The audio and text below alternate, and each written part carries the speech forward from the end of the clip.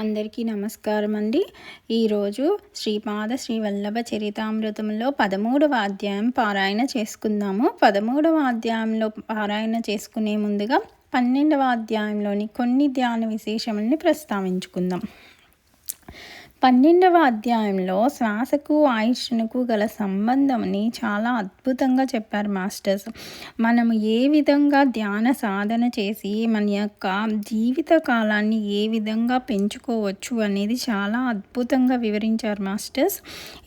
ఈ అధ్యాయంని మళ్ళీ వినండి. ధ్యానము ద్వారా యోగులు గాలిని కుంభించి వారి యొక్క శ్వాస శరీరాంతర్భాగములందే నడయాడినట్లు చేసి వారు ఎన్నో శ్వాసల్ని మిగిల్చుకొని వారి యొక్క జీవిత కాలంని ఎంతో ఎక్కువ కాలానికి పెంచుకోగలుగుతారు అనే గొప్ప రహస్యాన్ని, గొప్ప విషయాన్ని మన అందరికీ అద్భుతంగా అర్థమయ్యేలా వివరించారు మాస్టర్స్. అటువంటి గాలిని కుంభించి శ్వాసని అంతర్భాగంలో ఉంచాలి అంటే ధ్యానమే మాస్టర్స్. ధ్యానం ద్వారానే అది చేయగలుగుతారు. ధ్యాన సాధనని చాలా ఎక్కువగా చేసిన వాళ్ళకి అది అంతా ఎలా చేయాలి ఏంటి అని తెలుస్తుంది అని నాకు అర్థమైంది మాస్టర్స్. ఇంకా 13వ అధ్యాయం పారాయణ చేసుకుందామండి. అధ్యాయము 13 శ్రీపాదరాజం శరణం ప్రపత్యే. అధ్యాయము 13 ఆనంద శర్మ వృత్తాంతము. నేను సుబ్బయ్య శ్రేష్ఠి నుంచి అనుమతి తీసుకొని కురువపురం దిశగా ప్రయాణము సాగించి తిని రాత్రి సమయమునకొక గ్రామమును చేరుకొంటిని.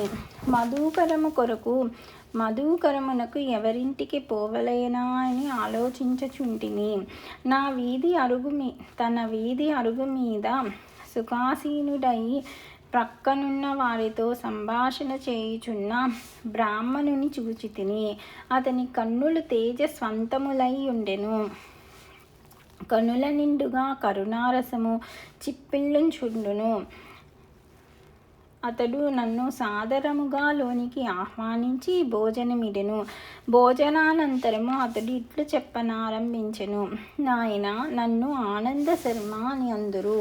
నేను గాయత్రీ మంత్రమును అనుష్ఠించుచుందును. గాయత్రీ మాత కొలదిసేపటి ముందు నా అంతర్నేత్రమునకు గోచరించి దత్తభక్తుడొకడు వచ్చుచున్నాడు, అతనికి కడుపారా భోజనమీడుము. దత్తప్రభువును దర్శించినంత నీకు పుణ్యము లభించును అని చెప్పినది. ఆమె చెప్పిన ప్రకారమే జరిగినది. కడుంగడు సంతసము. అంతటా నేనిట్లంటిని, అయ్యా, నేను దత్తభక్తుడనే. దత్తప్రభువుల వారు ప్రస్తుతము భూలోకములో శ్రీపాద శ్రీవల్లభ నామరూపములతో వ్యవహరించుచున్నారని విని వారి దర్శనార్థము కురువపురమునకు పోవుచుంటిని. నా పేరు శంకరభట్టు. నేను కర్ణాటక బ్రాహ్మణుడను. కణ్వ మహర్షి ఆశ్రమ వివరణ. నా మాటలను విని ఆనంద శర్మ నవ్వుకొనెను. అయ్యా, మా నాయన నాకు ఉపనయనము చేయు సమయమున మా ఇంటికి అవధూత ఒకరు వచ్చిరి. మా ఇంటి వారు అతనికి సకల పరిచర్యలను చేసిరి. అతడు గాయత్రి మంత్రానుష్ఠానమునకు సంబంధించిన అనేక విషయములను తెలియచేసెను. బృహత్శిల కోన అంటే పెంచల కోన లో గల నృసింహదేవుని దర్శించమని ఆదేశించెను. మా నాయన నన్ను పెంచల కోనకు తీసుకొని పోయెను. అచ్చట నృసింహదేవుని దర్శనానంతరము తలవని తలంపుగా మా నాయన ధ్యానస్థుడయ్యెను. ఆ ధ్యానము రేయింబవలు సాగెను. నాకు భయము వేసినది, ఆకలి వేసినది. ఎవరో ఆగంతకుడు నాకు భోజనమిడెను. నన్ను తీసుకొని దుర్గమములైన అడవిదారి వెంట కొండ గుహలలోనికి తీసుకొని పోయెను. తరువాత అతడు అంతర్హితుడయ్యెను. ఆ గుహలో ఒకానొక వృద్ధ తపస్విని చూచితిని. అతని కన్నులు ప్రచండ అగ్నిగోళముల వలె నుండెను. అతడు 101 మంది ఋషులచే సేవింపబడుచుండెను. ఆ వృద్ధ తపస్వి తాను స్వయముగా కణ్వ మహర్షిననియు ఇది తన తపోభూమి అనియు తన శిష్యులందరూ యువకులుగా కనిపించినను అనేక వేల సంవత్సరముల వయస్సు కలవారనియు అవధూత రూపమున శ్రీ దత్తప్రభువు దర్శనము వలన మహాపుణ్యము పొందిన కారణమున ఈ తపోభూమికి రాగలుగుట సంభవించిననియు తెలిపెను.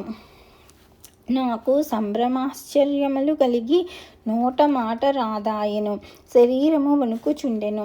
అంతటా కణ్వయోగీంద్రులిట్లనిరి, ప్రస్తుతము దత్తప్రభువులు పీఠికాపురమున శ్రీపాద శ్రీవల్లభ రూపముననున్నారు. మమ్ములను దయతో కనిపెట్టి చూడవలసినదని ప్రభువునకు మా విన్నపముగా తెలియజేయుము. నీకు శీఘ్రముగా శ్రీవల్లభ పాదుకా దర్శనము కలుగునుగాక అని ఆశీర్వదించి నా శిరస్సుపై తమ దివ్య హస్తము నుంచిరి. నేను క్షణకాలములో మా నాయన వద్ద నుంటిని. మా నాయన ప్రకృతిస్థుడైన తదుపరి మేమిరువురమును మా స్వగ్రామమునకు విచ్చేసితిమి. నాకు కణ్వ మహర్షి ఆశ్రమములో కలిగిన అనుభవమును దత్తప్రభువు యొక్క నవావతారము పీఠికాపురములో ఉన్నదనటి విషయమును మా నాయనకు కూడా తెలియజేయలేదు. రాజమహేంద్రవరము దగ్గర పట్టసాచల పుణ్యక్షేత్రము. కాలము గడుచుచుండెను. కణ్వ మహర్షి ఆశీర్వాద ప్రభావము వలన నాకు ధ్యానములో తరచూ పాదుకా దర్శనము అగుచుండెను. ఒక పర్యాయము మా ఇంటికి కొందరు బంధువులు వచ్చిరి. వారికి పుణ్యనదులందు స్నానములాచరించి పుణ్యక్షేత్రములు సందర్శింప అభిలాష కలిగెను. వారు మా నాయనను కూడా తమతో రమ్మనిరి. అప్పటికి నా వయస్సు 10 సంవత్సరములు. మా నాయనకు నా యందు ప్రీతి మెండు. తనతో నన్ను కూడా రమ్మనెను. నేను వెళ్ళేంటిని. రాన్మహేంద్రవరము గోదావరి నది ఒడ్డున గల పట్టణము, మహాపుణ్యక్షేత్రము. రాన్మహేంద్రవరమునకు ఉత్తర దిశలో నుండిన కొండల మీద ఋషులు కొందరు తపస్సు చేసుకునివారు. తూర్పు దిశలో నుండిన కొండల మీద మరికొంతమంది ఋషులు తపస్సు చేసుకునివారు. రాన్మహేంద్రవరమునకు అనతి దూరమునున్న పట్టసాచల పుణ్యక్షేత్రము గోదావరి నది మధ్యస్థమై ఉన్నది. మహాశివరాత్రికి ఈ ఋషీశ్వరులలో కొంతమంది పట్టసాచలములోను మరికొంతమంది ఋషీశ్వరులు రాన్మహేంద్రవరమునందలి కోటిలింగ క్షేత్రమునందును వేద స్వస్తి చెప్పువారు. ఈ ఋషీశ్వరులు పరస్పరము మధ్య మార్గముగా తూర్పు నుండి వచ్చువారు, పశ్చిమము నుండి వచ్చువారు, ఉత్తరము నుండి వచ్చువారు, దక్షిణము నుండి వచ్చువారు ఎదురులపల్లి అను గ్రామమున కలుసుకునివారు. ఈ ఎదురులపల్లి గ్రామమునకు అత్యంత సామీప్యమై ఉన్న మునికూడలి గ్రామమున విశ్రమించి పరస్పరము చర్చలు చేసుకునివారు. నా అదృష్టవశమున మా నాయనతో కలిసి నేను మునికూడలి గ్రామమును దర్శించగలిగితిని. ఇది అంతయును శ్రీ దత్తప్రభువుల లీల. కలియుగములో శ్రీ దత్తాత్రేయుల వారి ప్రప్రథమ అవతరణ శ్రీపాద శ్రీవల్లభులు. అత్యంత గహనములైన వేదాంత విషయములు, యోగ శాస్త్ర రహస్యములు, జ్యోతిశాస్త్ర విషయములు చర్చకు వచ్చినవి. ఈ చర్చలలో పాల్గొన్న మహామునులందరూ ముక్తకంఠముతో శ్రీ దత్తప్రభువుల వారు శ్రీపాద శ్రీవల్లభ నామమున పీఠికాపురములో అవతరించియున్నారనియు, కలియుగములో వారిది ప్రప్రథమ సంపూర్ణ దత్తావతారమనియు చెప్పిరి. భౌతికముగా వారి దర్శనము పొందుటకు వీలులేని వారు ధ్యాన ప్రక్రియల వలన తమ హృదయములలోనే దర్శించగలరనియు, ఈ అవతారము అత్యంత శాంతమయ కరుణారస పరిపూర్ణము అనియు చెప్పిరి. అంతటా మా నాయన నన్ను పీఠికాపురమునకు తీసుకొని వెళ్ళినారు. మాతో వచ్చిన పండిత బృందము పాదగయా తీర్థమునందు స్నానమాచరించి కుక్కుటేశ్వర దేవాలయమునందలి వివిధ దేవతలను దర్శించి అర్చించి అచ్చట నుండి వేద స్వస్తి చెప్పుచు శ్రీ బాపనార్యుల వారింటికి బయలుదేరిరి. శ్రీ బాపనార్యుల వారు శ్రీ అప్పలరాజు శర్మ గారు తమ పండిత బృందముతో వేద స్వస్తి చెప్పుచు మమ్ములను కలిసి కొనిరి. అది ఎంతయో మనోహరమైన దృశ్యము. అటువంటి దివ్య భవ్య దృశ్యములను చూచుట కూడా పూర్వజన్మలలోని సుకృత విశేషమున గాని పొందలేని విషయము. శ్రీపాదుల వారి దివ్యమంగళ స్వరూప వర్ణన. మాకు అందరకును శ్రీ బాపనార్యుల ఇంట విందు భోజనములు ఏర్పాటు చేయబడినవి. అప్పటికి శ్రీపాద శ్రీవల్లభుల వారి వయస్సు 5 సంవత్సరములు మించిలేదు.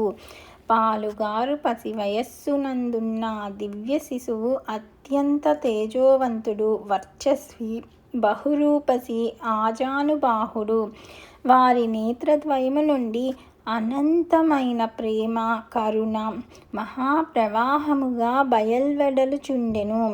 నేను వారి శ్రీపాదములను స్పృశించగా వారు తమ అభయహస్తమును నా తలపై నుంచిరి. జన్మ జన్మాంతరములందునను నా అనుగ్రహము నీపై ఉండును.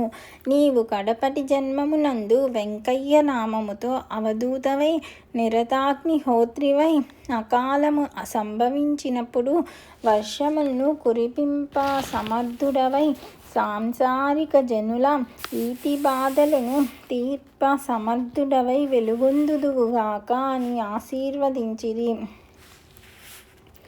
అంతటా వారిని నేనిట్లంటిని. శ్రీపాదుల వారి లీలలు ఆలకించుకొలదిని చిత్ర విచిత్రములుగానున్నవి. గాయత్రీ మంత్ర సాధనలోని రహస్యములను ఎరిగింప ప్రార్థన. గాయత్రీ మంత్ర సర్వాక్షర మహిమా వర్ణన. ఆనంద శర్మ ఇట్లు వివరించెను. గాయత్రీ శక్తి విశ్వవ్యాప్త శక్తి.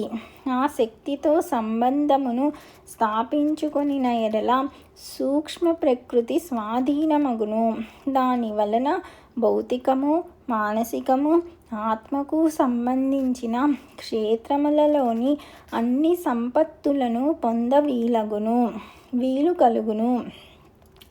శరీరమునందలి విభిన్న అంగముల నుండి నాడులు శరీరమందంతటను వ్యాపించి ఉండును. కొన్ని నాడులు కలిసిన ఎడల గ్రంథి అని పిలువబడును. మానవ శరీరమునందలి వివిధ గ్రంథుల యందు వివిధ శక్తులు నిబిడీకృతమై ఉండును. జపయోగమునందు నిష్ఠులైన వారు ఆయా మంత్రములను ఉచ్చరించుట వలన ఆయా గ్రంథులయందు నిబిడీకృతమైన శక్తులు వ్యక్తీకరించబడుచుండును.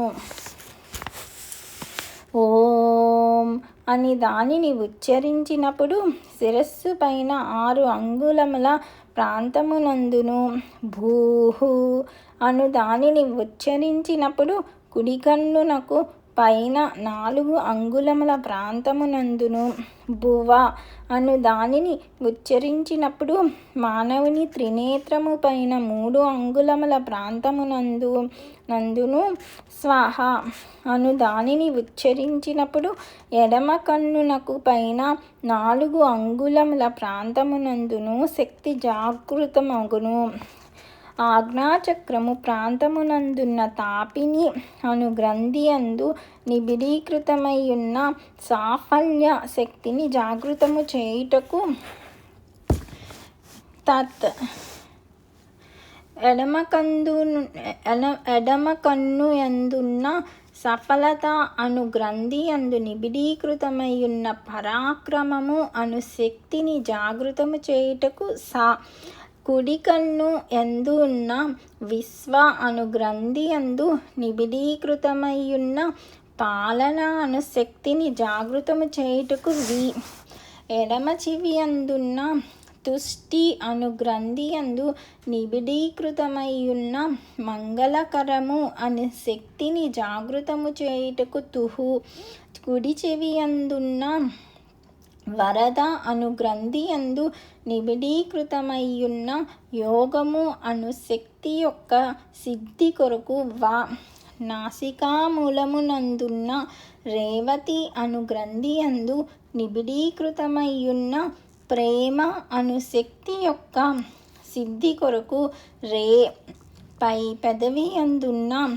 సూక్ష్మ అను గ్రంథియందు నిబిడీకృతమయ్యున్న ఘన అను సంజ్ఞ గల శక్తిని జాగృతము చేయుటకు క్రింది పెదవి అందున్న జ్ఞాన అను గ్రంథియందు నిబిడీకృతమయ్యున్న తేజము అను శక్తిని జాగృతము చేయుటకు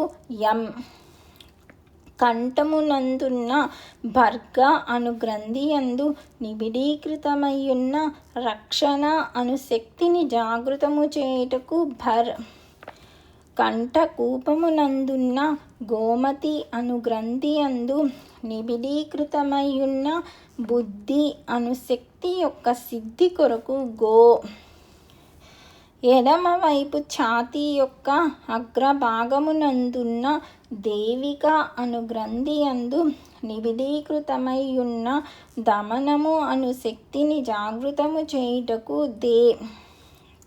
కుడివైపు ఛాతీ యొక్క అగ్రభాగమునందున్న వారాహి అను గ్రంథియందు నిబిడీకృతమయ్యున్న నిష్ఠ అను శక్తి యొక్క సిద్ధి కొరకు ఉదరమునకు పైభాగమున చివరి ప్రక్కటెముకలు కలియు స్థానమందున్న సింహిని అను గ్రంథియందు నిబిడీకృతమయ్యున్న ధారణ అను శక్తిని జాగృతము చేయుటకు కాలేయమునందున్న ధ్యాన అను గ్రంథియందు నిబిడీకృతమయ్యున్న ప్రాణ అను శక్తిని జాగృతము చేయుటకు ప్లీహమునందున్న మర్యాద అను గ్రంథియందు నిబిడీకృతమయ్యున్న సంయమ అను శక్తిని జాగృతము చేయుటకు నాభియందున్న స్ఫుట అను గ్రంథియందు నిబిడీకృతమయ్యున్న తపో అను శక్తిని జాగృతము చేయుటకు వెనుబాము చివరి భాగమునందున్న మేధ అను గ్రంథియందు నిబిడీకృతమయ్యున్న దూరదర్శిత అను శక్తిని జాగృతము చేయుటకు ఎడమ భుజమునందున్న యోగమాయ అను గ్రంథియందు నిబిడీకృతమయ్యున్న అంతర్నిహితము అను శక్తిని జాగృతము చేయుటకు కుడి భుజమునందున్న యోగిని అను గ్రంథియందు నిబిడీకృతమయ్యున్న ఉత్పాదన అను శక్తిని జాగృతము చేయుటకు కుడి మోచేయి అందున్న ధారిణి అను గ్రంథియందు నిబిడీకృతమయ్యున్న సరసత అను శక్తిని జాగృతము చేయుటకు ఎడమ మోచేయి అందున్న ప్రభవ అను గ్రంథియందు నిబిడీకృతమయ్యున్న ఆదర్శ అను శక్తిని జాగృతము చేయుటకు కుడి మణికట్టునందున్న ఊష్మ అను గ్రంథియందు నిబిడీకృతమయ్యున్న సాహసము అను శక్తిని జాగృతము చేయుటకు కుడి అరచేతి అందున్న దృశ్య అను గ్రంథియందు నిబిడీకృతమయ్యున్న వివేకము అను శక్తిని జాగృతము చేయుటకు ఎడమ అరచేతి అందున్న నిరంజన అను గ్రంథియందు నిబిడీకృతమయ్యున్న సేవ అను శక్తిని జాగృతము చేయుటకు యాత్ అను వాణిని ఉచ్చరింపవలెను. ఈ విధముగా గాయత్రీ మంత్రమునందలి 24 అక్షరములకును మన శరీరమునందు వివిధ ప్రాంతములందు గల 24 గ్రంథులకును ఆ గ్రంథులందు నిబిడీకృతమైన 24 రకములైన శక్తులకును సన్నిహిత సంబంధము కలదు. 9 అను సంఖ్య మార్పులకు లోను కాని బ్రహ్మతత్వమును సూచించును. 8 అను సంఖ్య మాయాతత్వమును సూచించును. దో చపాతీదేవ్ లక్ష్మి అను వాక్యమునకు వివరణ. శ్రీపాదుల వారు తమకిష్టమైన వారి గృహము నుండి 2 చపాతీలను స్వీకరించువారు. వారు దో చపాతీదేవ్ లక్ష్మి అని పిలుచుటకు బదులు దో చౌపాతీదేవ్ లక్ష్మి అని పిలుచువారు. దో అనునది 2 సంఖ్యను, చౌ అనునది 4 సంఖ్యను. పతిదేవ్ శబ్దము జగత్ప్రభువైన పరమేశ్వరుని 9 సంఖ్యను సూచింపగా, లక్ష్మీ శబ్దము మాయా స్వరూపమైన 8 సంఖ్యను సూచించుచున్నది. అందువలన 2, 4, 9, 8 అను సంఖ్య ఒక వింత సంఖ్య అయి ఉన్నది. తను గాయత్రి స్వరూపమనియు పరమాత్మననియు పరాశక్తిని కూడా తానేననియు సూచించుటకు ఈ సంఖ్యను శ్రీపాదుల వారు ఈ విధముగా అన్వయించిరి. అంతటా నేనిట్లంటిని, అయ్యా, గాయత్రి మంత్రములోని 24 అక్షరములు గురించి మీరు చెప్పినది కొంత అవగతమైనది. అయితే 9 అను సంఖ్య పరమాత్మ స్వరూపమంటిరి, 8 అనున్నది మాయా స్వరూపమంటిది. ఇది నాకంతగా అవగతము కాలేదు. నవమ సంఖ్య వివరణ. అంతటా ఆనంద శర్మ ఇట్లు నుడివెను, నాయన శంకరభట్టు, పరమాత్మ ఈ విశ్వమునకు అతీతుడు. అతడు ఎటువంటి మార్పులకును లోను కానివాడు. 9 అనున్నది ఒక విచిత్ర సంఖ్య. 9ని 1 చేత గుణింపగా 9 వచ్చును. 9ని 2 చేత గుణింపగా 18 వచ్చును. ఆ 18లో 1ని 8ని కలిపినను తిరిగి 9 వచ్చును. 9 3 చేత గుణించిన 27 వచ్చును. దీనిలోని 2ను 7ను కలుపగా తిరిగి 9 వచ్చును. ఈ విధముగా 9ని ఏ సంఖ్య చేత గుణించినను వచ్చిన సంఖ్యలోని విడివిడి అంకెలను కలుపుగా వచ్చినది 9 అగుచున్నది. అందుచేత 9 అనున్నది బ్రహ్మతత్వమును సూచించును. గాయత్రి వివరణ. అంతేకాక గాయత్రీ మంత్రము కల్పవృక్షము వంటిది. దీనిలోని ఓంకారము భూమి నుండి పైకి వచ్చడి మూలకాండమని గ్రహింపుము.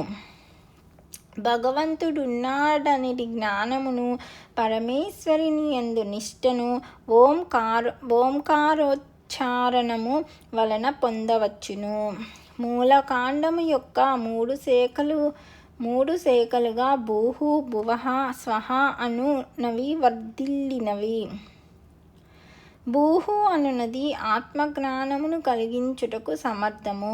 భువః అనునది జీవుడు శరీరధారిగా నుండగా అనుష్ఠింపదగిన కర్మయోగమును సూచించును.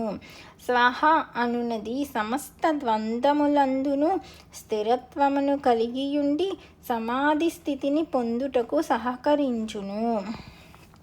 భూహు అను శాఖ నుండి తత్, సవితుః, వరేణ్యం అను 3 ఉపశాఖలు ఉద్భవించినవి. తత్ అనునది శరీరధారికి జీవన విజ్ఞానము కలిగించుటకును, సవితుః అనునది శరీరధారికి శక్తిని సముపార్జనము చేయుటకును, వరేణ్యం అనునది మానవుడు తన జంతు ధర్మములను అతిక్రమించి దివ్యుడుగా మార్పు నొందుటకును సహకరించును. భువః అను శాఖ నుండి భర్గో దేవస్య ధీమహి అను 3 ఉపశాఖలు ఉద్భవించినవి. భర్గో అనునది నిర్మలత్వము పెంపొందించును. దేవస్య అనునది దేవతలకు మాత్రమే సాధ్యమైన దివ్య దృష్టిని కలిగించును. ధీమహి అనునది సద్గుణములను పెంపొందించును.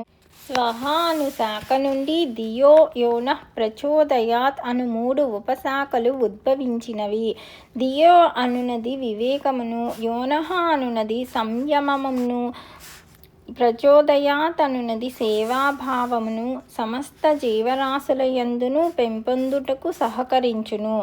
అందుచేత గాయత్రి కల్పవృక్షమునకు 3 శాఖలును ఒక్కొక్క శాఖకు 3 ఉపశాఖలను కలవని నీకు అవగతమైనది కదా. అందుచేత 2, 4, 9, 8 అనునది శ్రీపాదుల వారిని సూచించే సంఖ్య. దీనిలో 9 అను దాని గురించి నీకు వివరించి తిని. అష్టమ సంఖ్య వివరణ. 8 అను సంఖ్య మాయాస్వరూపము. ఇది అనఘామాత తత్వము. 8ని 1 గుణించిన 8 వచ్చును. 8ని 2 చేత గుణించిన 16 వచ్చును. దీనిలోని 1ని 6ను కలిపిన 7 వచ్చును. ఇది 8 కంటే తక్కువ. 8ని 3 చేత గుణించిన 24 వచ్చును. దీనిలోని 2ను 4ను కలిపిన 6 వచ్చును. ఇది 7 కంటేనూ తక్కువ. ఈ రకముగా సృష్టిలోని సమస్త జీవరాశులలోని శక్తులను హరింపజేయు తత్వము జగన్మాత యందు కలదు. ఎవడు ఎంత గొప్పవాడైనను వానిని తక్కువగా చేసి చూపగల శక్తి మాయాస్వరూపమునకున్నది. శ్రీపాద శ్రీవల్లభులు గాయత్రీమాత స్వరూపము. వారు అనఘాదేవి సమేత శ్రీతత్తులు. వారిని మనోవాక్కాయ కర్మలచి ఆరాధించు వారికి సమస్త అభీష్టములు సిద్ధించును. గాయత్రీ మంత్రము యందు ప్రాతకాలమున హంసారూఢ అయిన బ్రాహ్మీశక్తి, మధ్యాహ్న కాలమునందు గరుడారూఢ అయిన వైష్ణవీ శక్తి, సాయం సమయమునందు వృషభారూఢ అయిన శాంభవీ శక్తియును ఉండును. గాయత్రి మంత్రాధిష్టాన దేవత సవితాదేవి. త్రేతాయుగములో శ్రీ పీఠికాపురమందు భరద్వాజ మహర్షి సవితృకాటక చయనము చేసిన ఫలితముగా శ్రీపాద శ్రీవల్లభులు పీఠికాపురమున అవతరించిరి. సవితాదేవత ప్రాతకాలమందు ఋగ్వేద రూపముగా నుండును. మధ్యాహ్న కాలమునందు యజుర్వేద రూపముగా నుండును. సాయంకాలమందు సామవేద రూపముగా ఉండును. రాత్రి కాలమందు అధర్వణ వేద రూపముగా నుండును. మనకు కంటికి కనిపించు సూర్యుడు కేవలం ఒక ప్రతీక మాత్రమే. యోగులు మహోన్నత స్థితిని పొందినప్పుడు త్రికోణాకారమున మహాజాజ్వల్యమానముగా ప్రకాశించు బ్రహ్మయోనిని దర్శింపగలరు. దీని నుండియే కోటానుకోట్ల బ్రహ్మాండములు ప్రతిక్షణము ఉద్భవించుచుండును. ప్రతి క్షణమునందును సంరక్షింపబడుచుండును. ప్రతి క్షణమునందును విధ్వంసము కావించబడుచుండును. ఈ విధముగా ప్రతి క్షణమందును సృష్టి స్థితి లయములు కావింపబడుచుండును. అసంఖ్యాకమైన ఈ ఖగోళములన్నింటినీ సృష్టి స్థితి లయముల కావించు సవితాశక్తికే సావిత్రి అని పేరు. అయితే గాయత్రియు సావిత్రియు అభిన్న స్వరూపములు. శవములను కాల్చుటకు ఉపయోగించు అగ్నిని లోహిత అని పిలిచెదరు. భోజన పదార్థములను తయారు చేసుకొనుటకు ఉపయోగించు అగ్నిని రోహిత అని పిలిచెదరు. అదే విధముగా పరాస్థాయిలో గాయత్రిగా, అపరాస్థాయిలో సావిత్రిగా ఒకే మహాశక్తి వ్యవహరించుచున్నది. జీవరాశుల పరిణామక్రమములో ఇహలోక సంబంధమైన అవసరములు ఎన్నో కలవు. అవి అన్నీయు సావిత్రీమాత అనుగ్రహము వలన సిద్ధించును. జీవరాశులకు ఆధ్యాత్మికోన్నతి గాయత్రీమాత అనుగ్రహము వలన సిద్ధించును. ఇహలోకమునందు సకల సుఖ భోగములను అనుభవించుటకును, పరలోకమునందు విముక్త స్థితి యందు దివ్యానందమును అనుభవించుటకును సమన్వయము కావలసి ఉన్నది. శ్రీపాదుల శ్రీచరణాశ్రితులకు ఇహపర లాభములు రెండునూ సిద్ధించును. తక్కిన దేవతారాధనలకును శ్రీ దత్తారాధనమునకును గల వ్యత్యాసము ఇదియే. నాకు శ్రీ ఆనంద శర్మ మహాశయులు సెలవిచ్చినది ఎంతయో అపూర్వముగా నుండెను. అంతటా నేనిట్లంటిని, మహాభాగా మీరెంతయో ధన్యులు. శ్రీపాదుల వారు శ్రీ నృసింహ సరస్వతి అవతారము ధరించెదరని వింటిని. ఆ అవతారములో శ్రీకృష్ణ సరస్వతి అను వారిని గురువులుగా స్వీకరించెదరని వింటిని. ఇది ఏమి విచిత్రము! శ్రీ ఆనంద శర్మ ఇట్లు చెప్పసాగను. భగవంతుని అవతారము వచ్చునదే భక్తుల కొరకు. మానవ రూపమును ధరించి వచ్చినప్పుడు ఉత్కృష్ట మానవుడు ఏ విధముగా నుండవలెనో ఆచరించి బోధించును. సన్యాసాశ్రమమును ఉద్ధరింపవలసి ఉన్నది. తను సన్యాసి కావలెనన్న తనకు కూడా ఒక గురువు కావలెను. ఆ గురువు బహుయోగ్యుడై ఉండవలెను. సాక్షాత్తు అవతార పురుషునికి గురువు కాగల యోగ్యత కోటిలో ఏ ఒక్కరికో ఉండును. అవతార పురుషుడు జన్మించిన వంశములో 80 తరముల వారు అవతరించెదరు. ఏ వంశమునందు విశేష పుణ్యము రాసులుగా పడి ఉండవలెను, ఆ వంశమునందు విశేష పుణ్యము రాసులుగా పడి ఉండవలెను. అదే విధముగా అవతార పురుషునకు గురువుగా నుండెడి వ్యక్తి వంశము కూడా పరమ పవిత్రముగా నుండవలెను. తాటంకపురమున అంటే తణుకు వాజపేయ రాజుల వారి వంశమునందు మాయనాచారుడను మహనీయుడు జన్మించెను. అతని భార్య పేరు శ్రీమతి. వారు పుణ్య దంపతులు. వారు దరిమిలా నందికొట్కూరు ప్రాంతమునందలి మంగళాపురమునందు జీవించసాగిరి. వారికి మాధవుడు, సాయనుడు, భోగినాథుడను వారు జన్మించిరి. సనాతన ధర్మమునుద్ధరించుటకు మాధవుడు విద్యారణ్యుడైనాడు. మహాతపస్సంపన్నులైన బాపనార్యులు సూర్యమండలము నుండి శ్రీశైల మల్లికార్జున లింగమునందు శక్తిపాతమనరించిరి. వాస్తవమునకు శ్రీదత్తుల వారి శ్రీచరణములు శ్రీపర్వతముపై అవతరించినవి. శ్రీపాదుల వారి శ్రీచరణములు శ్రీపర్వతముపై అవతరించుట ఎంతయో అద్భుతమైన విషయము. పర్వతము పేరు శ్రీ. దత్తప్రభువు చరణములు శ్రీచరణములు. ఈ నవావతారమునకు శ్రీవల్లభ నామము ఎంతయో తగియున్నది. బాపనార్యుల వారి వంశమునకును మాయనాచార్యుల వారి వంశమునకును ఎన్నియో తరముల నుండి సంబంధ భావ్యములు కలవు. మల్లాది వారింట ఆడపడుచు జన్మించిన వాయపేయయాజుల వారి కోడలనియు, వాయపేయయాజుల వారింట ఆడపడుచు జన్మించిన మల్లాది వారి కోడలనియు చమత్కారముగా అనుకొనిడివారు. అయితే బాపనార్యులు తమ కుమార్తె సకల సౌభాగ్యవతి సుమతి మహారాణిని వాయపేయయాజుల వారింటి కోడలిగా చేయలేదు. విధి ప్రేరితులై అగోచరమైన దివ్య సంకల్పము వలన గండికోట అప్పలరాజు శర్మ గారికిచ్చి వివాహము చేసిరి. సాక్షాత్తు దత్తప్రభువులు శ్రీపాద శ్రీవల్లభులుగా జన్మించి తమ మాతామహులతో రక్త సంబంధము కలిగిన వాజపేయ రాజుల వారిని కూడా తరింపచేయదలచి మాధవాచార్యుని తన వద్దకు ఆకర్షించిరి. మాధవాచార్యుల వారికి శ్రీపాదుల వారి యందు వాత్సల్య భావము పెల్లుబికినది. మాధవాచార్యులు విద్యారణ్య మహర్షిగా పరిణామము చెందిరి. వారి శిష్యులు మలయానందులు, వారి శిష్యులు దేవతీర్థులు, వారి శిష్యులు యాదవేంద్ర సరస్వతులు, వారి శిష్యులు కృష్ణ సరస్వతులు. శ్రీ విద్యారణ్యులకును కృష్ణ సరస్వతులకును మధ్య ముగ్గురు కలరు. శ్రీ విద్యారణ్యులే కృష్ణ సరస్వతిగా అవతరించి శ్రీపాదుల వారి తరువాత అవతారమునందు గురువులుగా నొందురు. శ్రీ విద్యారణ్యులు భవిష్యత్తులో తన సోదరుడైన సాయనాచార్యుని వంశమందు గోవింద దీక్షిత నామమున జన్మించి రాజర్షి అయి తంజావూరు మహామంత్రి కాగలరు. ఇది శ్రీపాదుల వారి దివ్యవచనము. శ్రీపాదుల వారు నిత్య సత్యవచనులు.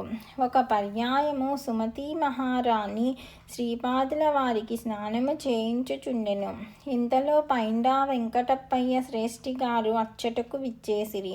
వారిని చూసి శ్రీపాదుల వారు, తాత, మనది మార్కండేయ గోత్రమా అని ప్రశ్నించిరి. వారు బదులివ్వక శ్రీపాదుల వారి ముద్దుగొలుపు మాటలకు శ్లేషార్థమునకు నవ్వుకొనిరి. వాస్తవమునకు శ్రీపాదుల వారు భారద్వాజ గోత్రీకులు. పైండా వెంకటప్పయ్య శ్రేష్ఠి గారిది మార్కండేయ గోత్రము. తన భావనాపరముగా పైండా వెంకటప్పయ్య శ్రేష్ఠి గారికి కూడా దౌహిత్రుడనే అను విషయమును నర్మగర్భితముగా చెప్పిరి. ఇంతలోని సుమతీమాత స్నానానంతరము మార్కండేయుడంతటి ఆయుష్మంతుడవు కావలే అని నీళ్లను గుండ్రముగా త్రిప్పి ఆశీర్వదించినది. మార్కండేయుడు 16 సంవత్సరముల వరకు మాత్రమే ఆయుష్ గలవాడు. శివానుగ్రహమున చిరంజీవి అయినాడు. తను 16 వర్షముల పర్యంతము మాత్రమే తల్లిదండ్రుల వద్ద నుండెదనని నర్మగర్భితముగా సూచించెను. 16 సంవత్సరముల వయస్సు తరువాత మార్కండేయుడు మహర్షి గృహత్యాగము చేసి చిరంజీవి అయినాడు. శ్రీపాదుల వారు కూడా 16 సంవత్సరముల వరకు మాత్రమే తల్లిదండ్రుల వద్ద నుండి తరువాత జగద్గురు అయినారు. తాను తన శరీరమును గుప్తమనరించెదననియు తన ఈ శరీరమునకు చిరంజీవిత్వముండుననియు ఇప్పుడు మనము చూచు శ్రీపాద శ్రీవల్లభ రూపం ఏదైతో ఉన్నదో అదే స్వరూపములో అత్రి అనసూయలకు కుమారుడుగా గతములో అవతరించితిననియు పదే పదే చెప్పియున్నారు. శ్రీపాదుల వారి వివిధ రూపములు. శ్రీపాదుల వారు తమ యోగశక్తిని బహిర్ముఖము గావించి స్త్రీ రూపముననున్న తమ యోగశక్తితో సహా దర్శనమిచ్చటివారు. ఇది ఎంతయో అపూర్వమైన విషయము. కుండలిని శక్తిని ఈ విధముగా స్త్రీ రూపముగా బహుర్ముఖమునర్చుట కేవలము శ్రీదత్త ప్రభువులకే చెల్లును. 16 సంవత్సరముల వయస్సులో నుండు ఆ నవ యవ్వన దంపతీ రూపమును బాపనార్యులను రాజమాంబయును శ్రీపాదుల వారి జననీ జనకులను నరసింహవర్మ దంపతులను వెంకటప్పయ్య శ్రేష్ఠి దంపతులను మరి కొంతమంది దర్శించిరి. వారిరువురికి వివాహము చేయ సంకల్పించిన తల్లిదండ్రులకు కేవలము నిరాశ మాత్రమే ఎదురయ్యెను. తాము భవిష్యత్తులో దివ్య దంపతీ రూపమును దర్శనమీయ సంకల్పించిరంటుకు ప్రప్రథమమున వారు అవధూత రూపమున సుమతీమాతకు దర్శనమిచ్చినప్పుడే సూచించిరి. అవధూత సుమతీమాతతో ఇట్లనిరి: అమ్మ, నీ కుమారుడు 16 సంవత్సరముల వరకు మీ వద్ద నుండును. వానికి వివాహము చేయ సంకల్పించిన వినడు సరికదా గృహత్యాగము చేసి వెడలిపోవును. అందుచేత అతని మనోభీష్టముననుసరించి నడుచుకొనవలసినది. శ్రీ అనగాదత్తులు ఆది దంపతులు. వారికి చావు పుట్టుకలు లేవు. వారు సదా లీలా విహారులు. వారు శ్రీపాద శ్రీవల్లభ రూపమునను, శ్రీ నృసింహ సరస్వతి రూపమునను, స్వామి సమర్థుల రూపమునను అర్ధనారీశ్వరులై ఉందురు. ఇది దైవ రహస్యము. మండలకాల అర్చన మరియు శ్రీపాద శ్రీవల్లభ చరితామృత పారాయణ వల్ల కలుగు ఫలము. శ్రీపాదుల వారు గణేష చతుర్థిన అవతరించుటలో ఒక గొప్ప విశేషమున్నది. లాభుడు శ్రీ గణేశుని పుత్రుడు. ఒకానొక కల్పములో ఒకానొక యుగమున అతడే లాబాద మహర్షి అని పేరుగాంచెను. అతడే శ్రీకృష్ణావతార సమయమున నందుడై జన్మించెను. లాభుడే శ్రీపాద శ్రీవల్లభావతారమున శ్రీపాదుల వారికి మాతామహుడై జన్మించెను. తన భక్తుల యొక్క సమస్త విఘ్నములను పోగొట్టదలంచి తమ చైతన్యములో విఘ్నేశతత్వమును స్థిరముగా నిలుపుకొని శ్రీపాదులు అవతరించిరి. వారు చిత్తా నక్షత్రమందు అవతరించిరి. దీనికి 27వ నక్షత్రమైన హస్తా నక్షత్రమందు కురువపురమున వారు అదృశ్యులైరి. తమ జాతకము ప్రకారము 27 నక్షత్రములందును సంచరించు నవగ్రహముల వలన కలుగు అనిష్ట ఫలములు తొలగిపోవుటకు శ్రీపాదుల వారి భక్తులు మండల దీక్షను వహించవలెను. ఒక మండలము శ్రద్ధాభక్తులతో శ్రీపాదుల వారిని అర్చించిన లేదా వారి దివ్య చరిత్రమును పారాయణము చేసినను సర్వాభీష్టములు సిద్ధించును. మనోబుద్ధి చిత్తాహంకారములు ఒక్కొక్కటి దశదిశలలో తమ స్పందనలను ప్రకంపనలను వెలువరించుచుండును. అనగా వాటి ప్రకంపనలు విడివిడిగా 40 దిశలలో వెలువడుచుండును. ఈ 40 దిశలలోని ప్రకంపనలను అరికట్టి శ్రీపాదుల వారి వైపు మళ్లించిన అవి శ్రీపాద శ్రీవల్లభ చైతన్యమున చేరును. అచ్చట అవి తగు రీతిన సంస్కరింపబడి యోగమైన స్పందనలుగా మార్పు నొంది తిరిగి సాధకుని చేరును. అప్పుడు సాధకుని ధర్మబద్ధమైన అన్ని కోరికలను సిద్ధించును. నాయన శంకరభట్టు, నీవు శ్రీపాదుల వారి చరిత్రమును లిఖింపగలవని అంతర్దృష్టితో తెలుసుకొంటిని. లోకములో వ్యవహారములోనున్న పారాయణ గ్రంథములలో రచయిత యొక్క వంశావళి, వివిధ స్తోత్రములు వగైరా ఉండును. నీవు వ్రాయి ప్రభు చరిత్రమును నీ వంశావళి వర్ణనము అనవసరము. ప్రభువులను ధ్యానించి నీ అంతర్నేత్రములో శ్రీపాదుల వారిని నిలుపుకొని అందరికీ సులభముగా అర్థమగు రీతిలో రచింపుము. అప్పుడు శ్రీపాదుల వారి చైతన్యము నీ లేఖిని నుండి ఏది వెలువరించినా అది మాత్రమే సత్యము కాగలదు. ఆ రకమైన స్ఫూర్తిలో వ్రాయబడు గ్రంథములకు గాని ఉచ్చరించబడు మంత్రములకు గాని ఛందోబద్ధత ఉండవలసిన అవసరము లేదు. కొంతమంది మహాభక్తులు తమకు దైవ సాక్షాత్కారమైనప్పుడు వారి వారి స్థానిక భాషలో వ్యావహారికములలోని పదములలో స్తోత్రము చేసిరి. వారు సాధారణ వ్యాకరణ నిబంధనలను కూడా అతిక్రమించిరి. అయినను ఆ స్తోత్రములను ఆ విధముగానే పఠింపవలెను, ఛందోబద్ధముగా నుండవలెను గదా అని మార్పు చేసినచో అనుకున్న ఫలము లభింపదు. భక్తుని యొక్క ఏ పదజాలములో భగవానుడు సంతుష్టుడై వరములనిచ్చెనో ఆ పదములలో భగవానుని అనుగ్రహ శక్తి యుండును. ఆయా పదములతో కూడిన స్తోత్రములను మనము పఠించునప్పుడు మన చైతన్యము తొందరగా భగవత్ చైతన్యమునకు సామీప్యములో నుండును. భగవానుడు భావప్రియుడు గాని బాహ్యప్రియుడు కాడు. భావన అనున్నది శాశ్వతమైన శక్తి. ఈ విషయమును గమనింపుము అని చెప్పెను. అంతటా నేనిట్లంటిని, అయ్యా, భోజనానంతరము సద్గురుని గూర్చిన గోష్ఠి ఎంతయో ముదావహము. ఇంకనూ శ్రీపాదుల వారి అవతార విశేషములను తెలియచేసి నన్ను కృతార్థుని చేయ ప్రార్థన. ఆనంద శర్మ ఇట్లు పలికెను, శ్రీపాదుల వారు మల్లాది వారికిని పైండా వారికిని వత్సవాయి వారికిని కూడా చాలా సన్నిహితమై భాషతేత వెల్లడి చేయుటకు వీలు కాని రుణానుబంధము కలవారు. ఆ 3 కుటుంబముల వారికిని పుణ్యబలమెంతో ఉన్నది. అందువలనే తన తండ్రి ఆ 3 కుటుంబముల వారు ఇచ్చు ద్రవ్యమును గాని వస్తువులను గాని స్వీకరించకపోవుట అనర్థహేతువని శ్రీపాదులు అభిప్రాయపడిరి. శ్రీపాదుని అభీష్టము మేరకు పండగ పబ్బములందే కాక ఇతర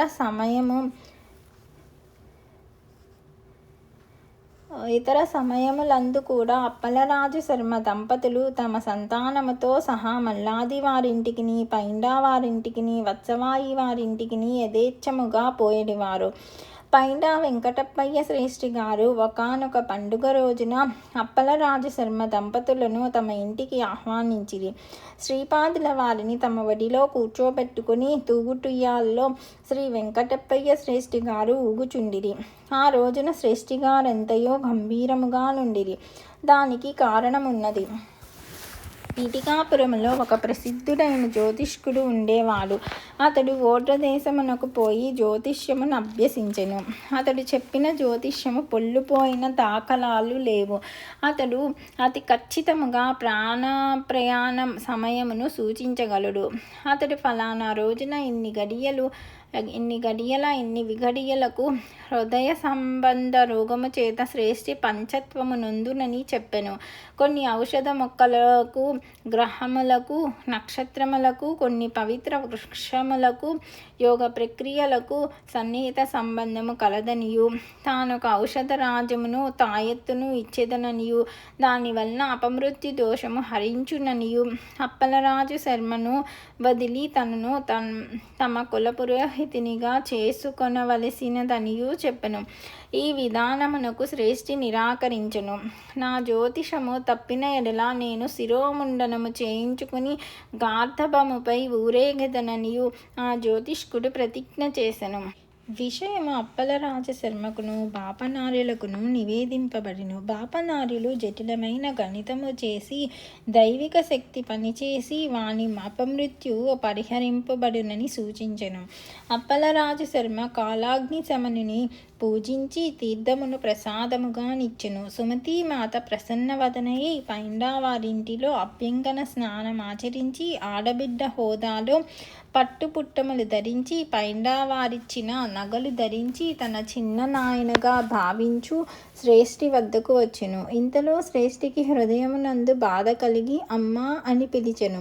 దగ్గరనే ఉన్న సుమతీమాత నాయనా నన్ను పిలిచితివా అని పరుగున వచ్చి దివ్యమంగళ స్వరూపమైన శ్రీహస్తముతో శ్రేష్ఠి హృదయమును స్పృశించెను. శ్రేష్ఠి వడిలోనున్న శ్రీపాదుల వారు భో అని గట్టిగా అరచిరి. శ్రేష్ఠి ఇంట ఒక ఆబోతు ఉండెను.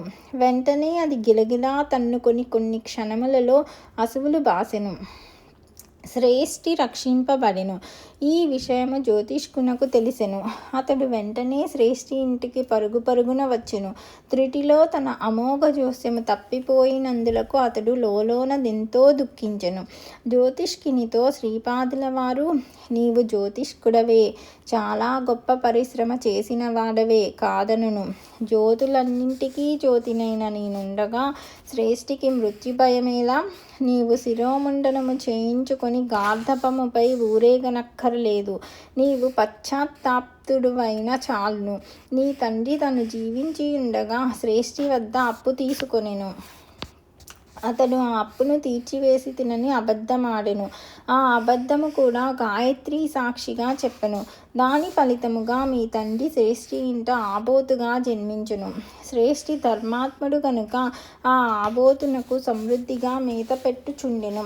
ఈయన జన్మ నుండిన నీ తండ్రికి ఉత్తమ జన్మను నేను ప్రసాదించి తిని అపమృత్యువాత పడనున్న శ్రేష్ఠి యొక్క కర్మఫలమును ఆబోతునకు బదలాయించి తిని నీవు ఈ ఆబోతునకు దహన సంస్కారములనరించి అన్నదానము చేయుము. నీ తండ్రికున్న కర్మఫలము నశించును, ఉత్తమ గతి కలుగును అని పలికిరి. శ్రీపాదుల వారి వచనముల ప్రకారమే ఆ జ్యోతిష్కుడు నడుచుకొనెను. నాయన శంకరభట్టు, శ్రీపాదుల వారు అనేక పద్ధతుల్లో ప్రాణరక్షణ చేసెదరు. ఒక్కొక్క పర్యాయము రాబోవు జన్మలలోని కొంత ఆయుష్యుని తగ్గించి ఈ జన్మలో ఆయుష్ను పెంచగలరు, లేదా కర్మ ఫలితములను బదలాయించు పద్ధతిలో శ్రేష్ఠికి జరిగినట్టు చేయగలరు. శ్రేయోభిలాషి అయిన ఒకని ఆయుష్ నుండి ఆ వ్యక్తికి ఆయుష్ పెంచగలరు. అసాధారణ పద్ధతిలో మృత్యువినే శాసించి ఆయుర్దాయముని ఇయ్యగలరు. శరీరములో పెరుగుదలను నిలుపుదల చేసి యోగి ప్రాణశక్తిని తన అదుపులో ఉంచుకొనును. శ్రీపాదులు యోగ సంపూర్ణ అవతారుడు. వారికి అసాధ్యమనున్నది లేదు. ఉచ్ఛ్వాస నిశ్వాసముల గతిని విచ్ఛేదనం చేయుట వలన ముక్తిని సాధించుట సులభతరము. క్రియాయోగి తన ప్రాణశక్తిని ఆజ్ఞ, విశుద్ధ, అనాహత, మణిపూర, స్వాదిష్టాన, మూలాధార చక్రములను చుట్టి పైనుంచి క్రిందికి, కింది నుంచి పైకి పరిభ్రమించున్నట్లు చేస్తాడు. ఒక్క క్రియకు పట్టే కాలము 1 సంవత్సరంలో జరిగే ప్రకృతి సహజమైన ఆధ్యాత్మిక వికాసమునకు సమానమవుతుంది. నాయన, అహోరాత్రములోని 3వ వంతు సమయంలో 1000 క్రియలు జరిగితే కేవలం 3 సంవత్సరముల కాలంలో సహజ ప్రకృతి ద్వారా 10 లక్షల సంవత్సరములలో వచ్చే పరిణామం వస్తుంది. పురాణములలో అనేక వేల సంవత్సరాలు తపస్సు చేసిన యోగుల గురించి చెప్పేటప్పుడు ఆ కాలం సహజంగా ప్రకృతికి పట్టే పరిణామ కాలమని అర్థం చేసుకోవాలి. అంటే ఆయా యోగులకి పట్టే వాస్తవ కాలం వేరుగాను, ఆ పరిణామం ప్రకృతి సిద్ధంగా రావడానికి పట్టే కాలం వేరుగాను అని అర్థం చేసుకోవాలి. బ్రహ్మదేవుడు ప్రతి జీవికి ఆయుర్దాయాన్ని ఇచ్చి శ్వాస ప్రశ్వాసలను నిర్ధారిస్తాడు. అంతేకాని ఇన్ని సంవత్సరాలుగా నిర్ణయించడు. క్రోధం, ఆవేశం వంటి దుర్లక్షణాలు ఉన్నప్పుడు శ్వాస ఎక్కువగా ఖర్చవుతుంది. తద్వారా ఆయుర్దాయం తగ్గుతుంది. మనశ్చాంచల్యం కలిగిన కోతి చాలా ఎక్కువ శ్వాసలు తీసుకుంటుంది. 300 సంవత్సరాలు జీవించగలిగే తాబేలు ఒక నిర్దిష్ట కాలంలో కోతి తీసుకునే శ్వాసల్లో 8వ వంతు మాత్రమే తీసుకుంటుంది. ఆనంద శర్మ సద్గోష్ఠి వలన నేనెంతో జ్ఞానవంతుడను అయినాను. ఉదయాన్నే కాలకృత్యాలను తీర్చుకొని ఆనంద శర్మ అనుజ్ఞ తీసుకుని శ్రీపాద శ్రీవల్లభుల దర్శనార్థం కురువపురం వైపుకు బయలుదేరితిని. శ్రీపాద శ్రీవల్లభులకు జయము జయము. అధ్యాయం 13 సమాప్తము.